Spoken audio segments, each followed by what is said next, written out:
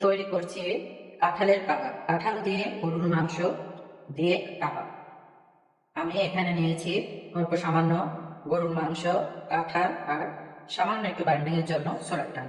আমি তেজপাতা একটা চিড়ে নিয়েছি, দুটি সাদা এলাচ আর 2 টুকরা দারচিনি। এবার আমি এই প্রেসার কুকারে এগুলো অ্যাড করে দিলাম।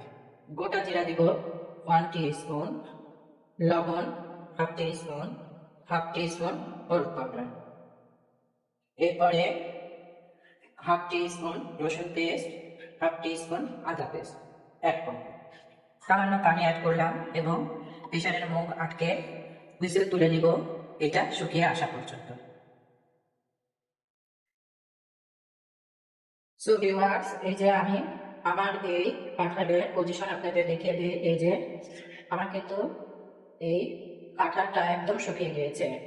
এই পজিশনে আমি এটা নামিয়ে খুব ভালো করে পাটায় কেটে নেব। যেহেতু এটা মানে টিকিয়া হবে, কাঁঠালের খাবার হবে, সেহেতু এটা কিন্তু খুব ভালো করে এরকম শুকিয়ে নিতে হবে, যাতে এক ফোঁটাও পানি না থাকে। নামিয়ে আমি এটা বেটে নেব। সো ভিউয়ার্স, এই যে আমি এখানে কাবাব মশলা অ্যাড করছি, 3টি ডিম ভেঙে দিয়েছি আর এই যে পরিমাণ মতো কাবাব মশলা অ্যাড করছি।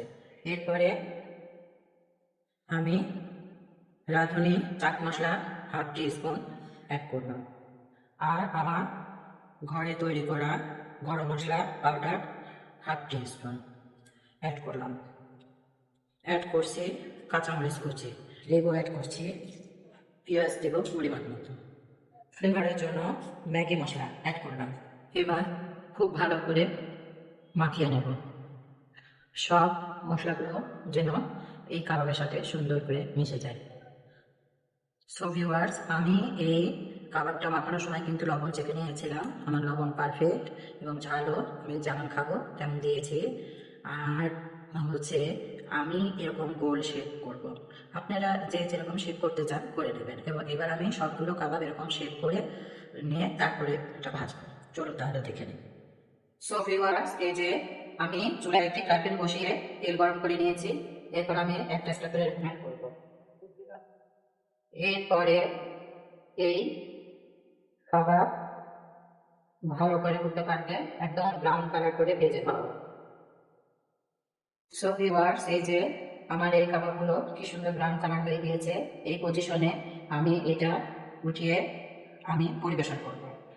আর আমার এই রান্নার রেসিপি ভালো লাগলে লাইক, শেয়ার ও কমেন্ট করবেন। আর নতুন নতুন রান্নার ভিডিও পেতে সাবস্ক্রাইব করে আমার পাশে থাকবেন।